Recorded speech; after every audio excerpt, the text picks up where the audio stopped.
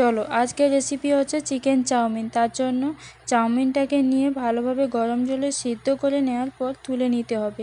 আবার এরপর কড়াইতে সাদা তেল গরম করে কুচনো পেঁয়াজ, পরিমাণ মতো লবণ দিয়ে পেঁয়াজটাকে লালচে করে ভেজে নিতে হবে। ওর মধ্যে দিয়ে দিতে হবে ক্যাপসিকাম কুচি দিয়ে ভালোভাবে নেড়ে চেড়ে 3টে ডিম আমি একসঙ্গে দিয়ে এইভাবে হাতা দিয়ে নেড়ে চেড়ে নিতে হবে যাতে ডিমগুলো ভাজা হয়ে যায়। এর মধ্যে দিতে হবে হলুদ গুঁড়ো, লাল লঙ্কার গুঁড়ো পরিমাণ মতো দিয়ে মাঝখানটা এইভাবে গর্ত করে এইভাবে দিয়ে দিতে হবে চিকেনটাকে। ওর মধ্যে দিয়ে দিতে হবে লবণ। ভালো করে রান্না করে নিতে হবে যাতে চিকেনটা ভালোভাবে ডিমের সঙ্গে রান্না হয়ে যায় বা সেদ্ধ হয়ে যায়। এবার সেদ্ধ হয়ে গেলে এর মধ্যে অল্প অল্প করে চাউমিনগুলো দিয়ে এইভাবে নেড়ে চেড়ে তোমাদের সবকটা মিশিয়ে দিতে হবে। ওপর থেকে দিয়ে দিতে হবে গোলমরিচের গুঁড়ো, রেড চিলি সস, আর দিয়ে দিতে হবে টমেটোমের সস। আর যে কোনো সস থাকলে তোমরা এর সঙ্গে ট্রাই করতে পারো।